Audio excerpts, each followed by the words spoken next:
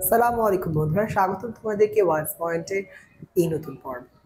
এই ভিডিওতে আমরা অনুক্রম ও ধারা এই অধ্যায়টির অনুক্রম পাঠের একটি খেলা নিয়ে আলোচনা করব। তোমাদের পৃষ্ঠা 31-এ, গণিত বইয়ে পৃষ্ঠা 31-এ একটি খেলা রয়েছে, সেটাকে বলা হয় হাত খরচ প্রাপ্তির খেলা। দুটি খেলা আছে। প্রথম খেলাটি হচ্ছে হাত খরচ প্রাপ্তির খেলা। বন্ধুরা, তোমরা নিশ্চয়ই তোমাদের বাবা মার কাছ থেকে হাত খরচ নিয়ে থাকো, নাও না? প্রত্যেকদিন 10 টাকা, কেউ 20 টাকা, কেউ 30 টাকা। আর এখন তো তোমরা 50 টাকা বা 100 টাকা করে হাত খরচ নাও, টিফিনের কাজে হোক বা রিক্সা ভাড়া হোক, সব মিলিয়ে। তো বন্ধুরা, ধরো তোমাকে যদি তোমার বাবা মা তিনটা শর্ত দেয় হাত খরচ দেওয়ার ক্ষেত্রে, যে হয় তুমি এভাবে হাত খরচ নিয়ে নিবে, না হয় এভাবে নিবে, তুমি কোনটা চুজ করবে? চলো আমরা দেখি নিই সেই তিনটা শর্ত কি কি। ধরো তোমার বাবা কিংবা তোমার মাই তোমাকে তিনটা শর্ত দিচ্ছে যে আমি এভাবে তোমাকে হাত খরচ দেব, আর এই আমরা পুরো মাসের হাত খরচ হিসাব করবো যে এক মাসে আমরা কত টাকা হাত খরচ পাবো। তো বন্ধুরা, চলো আমরা প্রথম দিন দেখি। প্রথম শর্তটি কি সেটি দেখি, যে প্রতিদিন 10 টাকা করে আমি তোমাকে হাত খরচ দেবো। যেমন তোমার বাবা যদি বলে কিংবা তোমার মা যদি বলে যে আমি তোমাকে প্রত্যেকদিন 10 টাকা করে হাত খরচ দেবো, তাহলে কি তুমি সেটা মানবে? প্রতিদিন 10 টাকা করে হাত খরচ দেওয়ার মানে প্রথম দিনও 10 টাকা পাবে, দ্বিতীয় দিনও 10 টাকা পাবে, তৃতীয় দিনও 10 টাকা পাবে, এবং মাসের 30তম দিন অর্থাৎ শেষ দিনও কয় টাকা পাবে? 10 টাকাই পাবে। বন্ধুরা, আবার খেয়াল করো, আমি দ্বিতীয় শর্তটি কি বলেছি, দ্বিতীয় অপশন যদি তোমাকে আমি এভাবে দিই, যে ধরো তোমাকে প্রথম দিনে আমি 3 টাকা দেব, পরের দিন 3 টাকা 50 পয়সা দিব, তারপরের দিন 4 টাকা দিব, তারপরের দিন 4 টাকা 50 পয়সা, তারপরের দিন 5 টাকা, এরকম করে 50 পয়সা করে তোমার টাকার পরিমাণ বৃদ্ধি পেতে থাকবে প্রত্যেকটা দিন।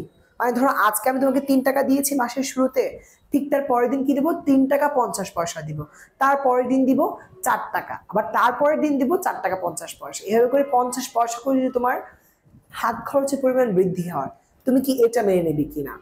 মাস শেষে তুমি মোট কত টাকা পাবে হিসাব করতে হবে। আবার ধরো আরেকটা তোমাকে অপশন দিল তোমার বাবা মা, যে ঠিক আছে, যা আমি তোমাকে 3 টাকা করেও দিব না, আর একটা 10 টাকা করেও শুরুতে দিব না, আমি তোমাকে শুরুতে 1 টাকা দেবো, কিন্তু প্রত্যেক দিন আমি কি করব? পূর্বের দিন যে টাকা পেয়েছো তার থেকে দ্বিগুণ টাকা দিব। ধরো কথার কথা, আজকে মাসের প্রথম দিন আমি তোমাকে 1 টাকা দিলাম, পরের দিন আমি তোমাকে হাত খরচের জন্য 2 টাকা দিলাম, কারণ একের সাথে 2 গুণ করলে 2 হয়। তৃতীয় দিন যে আমি তোমাকে 4 টাকা দিলাম, কেন? কারণ দ্বিতীয় দিন কত টাকা পেয়েছো? 2 টাকা। 2 টাকা ইন্টু 2 কত হয়? 4 টাকা। আবার চতুর্থ দিন যে আমি তোমাকে তৃতীয় দিনের যে টাকাটা ছিল তার 4 টাকা, তার সাথে দ্বিগুণ করে 8 টাকা দিলাম।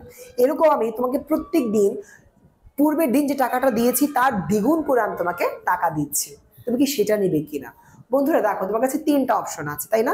একটা হচ্ছে কি নর্মালি প্রত্যেকদিন তোমাকে 10 টাকা দিবে, আর একটা হচ্ছে তোমাকে 3 টাকা করে দেওয়া শুরু করবে এবং পরবর্তীতে 50 পয়সা করে বাড়াবে, আরটা হচ্ছে কি তোমাকে মাত্র 1 টাকা থেকে শুরু করবে এবং এরকম তোমাকে 30 দিন দিবে। কিন্তু কিভাবে দিবে?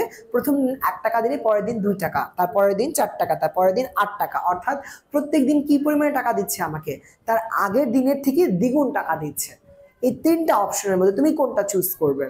তা দেখার আগে চলো আমরা তিনটা ছক দেখিনি, যে ছকে আমি দেখিয়েছি যে এই তিনটা শর্তের অধীনে আমি 30তম দিনে যে কত টাকা করে পাবো। বন্ধুরা যদি খেয়াল করো, আমি ক দিয়ে এই প্রথম শর্তের জন্য একটি ছক দিয়েছি। ছকের উপরে দিয়েছি দিন, নিচে দিয়েছি টাকা। দিন বলতে প্রত্যেকটা দিনে আমি কত করে টাকা পাবো, আর টাকা হচ্ছে কি সেই দিনে কি পরিমাণে টাকা পাবো। প্রতিদিন যেহেতু 10 টাকা করে পাবো, তাহলে আমাকে মাসে প্রথম দিনও 10 টাকা দিবে, আমাকে মাসের দ্বিতীয় দিনেও 10 টাকা দিবে, তৃতীয় দিনেও 10 টাকা দিবে, চতুর্থ দিনেও 10 টাকা দিবে, আবার পঞ্চম দিনেও 10 টাকা দিবে, আর এরকম চলতে চলতে 30তম দিনেও কি আমাকে বাবা মা 10 টাকাই আমাকে হাত খরচ হিসেবে দিবে। কারণ কি? প্রথম শর্তটাই ছিল যে আমি তোমাকে প্রতিদিন 10 টাকা করে দেবো। এরপরে বন্ধুরা, আমরা একটু দ্বিতীয় শর্তের দিকে তাকাই। দ্বিতীয় শর্তে কি বলা ছিল, যে প্রথম দিন আমাকে 3 টাকা দিবে, দ্বিতীয় দিন আমাকে 3.5 টাকা দেবে, তৃতীয় দিন আমাকে 4 টাকা দিবে, পঞ্চম দিন আমাকে কত টাকা দিচ্ছে? পঞ্চম দিন আমাকে 4.5 টাকা দিচ্ছে, ষষ্ঠ দিন আমাকে 5 টাকা দিচ্ছে, আবার সপ্তম দিন আমাকে 5 টাকা 50 পয়সা দিচ্ছে। অর্থাৎ প্রত্যেকটা দিন আমার 50 পয়সা করে বৃদ্ধি পাচ্ছে, তাই না? বন্ধুরা, এই যে প্রত্যেকটা দিন আমার 50 পয়সা করে বৃদ্ধি পাচ্ছে হাত খরচ, তাহলে 30তম দিনে গিয়ে আমি হাত খরচ কয় টাকা পাবো? 18 টাকা 50 পয়সা পাবো। একটা জিনিস খেয়াল করো, প্রথম শর্তের জন্য আমি প্রত্যেক দিনই 10 টাকা করে পাচ্ছি, কিন্তু দ্বিতীয় শর্তের অধীনে আমি কি পাচ্ছি, আমি প্রত্যেক দিন আমি কি পাচ্ছি, একটা নির্দিষ্ট পরিমাণ টাকার পরিমাণ বৃদ্ধি পাচ্ছে, পেয়ে পেয়ে আমি কয় টাকা করে পাচ্ছি, 18 টাকা 50 পয়সা পাচ্ছি একদম শেষতম দিনে গিয়েও। এবার বন্ধুরা চলো আমরা লক্ষ্য করি 3 নম্বর অপশনটা। আমাদের 3 নম্বরে কি বলেছিল যে প্রথম দিন 1 টাকা, পরের দিন 2 টাকা, তার পরের দিন 4 টাকা, এরকম করে আমার বাড়তে থাকবে। অর্থাৎ প্রত্যেকটা দিন কি হবে, আমার পূর্বের দিনের থেকে দ্বিগুণ করে টাকা বৃদ্ধি পাবে।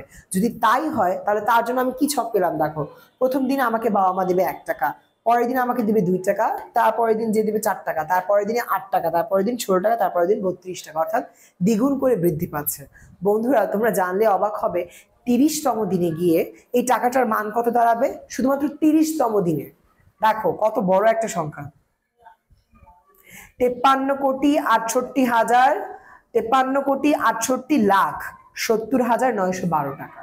তাহলে বন্ধুরা 30তম দিনে গিয়ে আমাকে কি পরিমাণ টাকা দিবে, 53,68,70,912 টাকা। যদি এই হিসাবেই আমরা চলি যে প্রত্যেক দিন আমাকে দ্বিগুণ করে টাকা দিতে হবে, তাহলে বন্ধুরা আমি যদি তোমাকে এই 3টা অপশন দিই, যে তুমি যে কোনো 3টা অপশন তোমার বাবা মা দিলে তুমি কোনটা চুজ করবে, এবার তুমি বলো তুমি কোনটা চুজ করবে।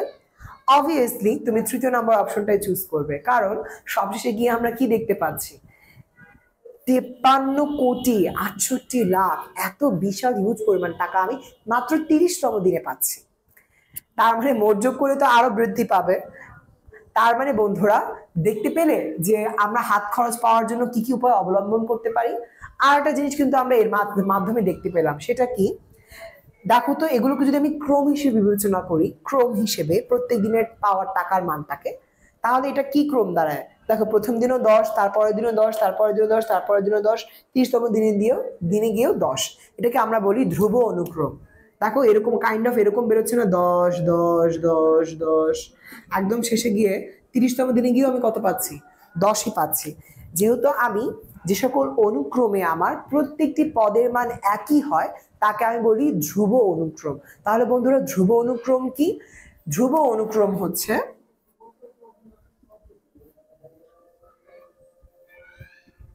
সে সকল অনুক্রম যেখানে প্রত্যেকটি পদের মান একই হয়। এরপর দেখো বন্ধুরা, এর পরের উদাহরণটি দেখো, যদি এখানে তাকাই, প্রথম দিন 3 টাকা, তারপরের দিন 3 টাকা 50 পয়সা, তারপরের দিন 4 টাকা, তারপরের দিন 4 টাকা 50 পয়সা, অর্থাৎ এখানে কি আমার 50 পয়সা করে বৃদ্ধি পাচ্ছে না প্রত্যেকটা দিন। তার মানে এটাকে আমি বলতে পারি সমান্তরাল অনুক্রম। সেটা নিয়ে আমরা পরবর্তীতে আরো বিস্তারিত আলোচনা করব। আবার দেখো এখানে প্রথম দিন 1 টাকা, তারপরের দিন 2 টাকা, তারপরের দিন 4 টাকা, তারপরের দিন 8 টাকা, অর্থাৎ প্রত্যেক দিন দ্বিগুণ করে বৃদ্ধি পাচ্ছে।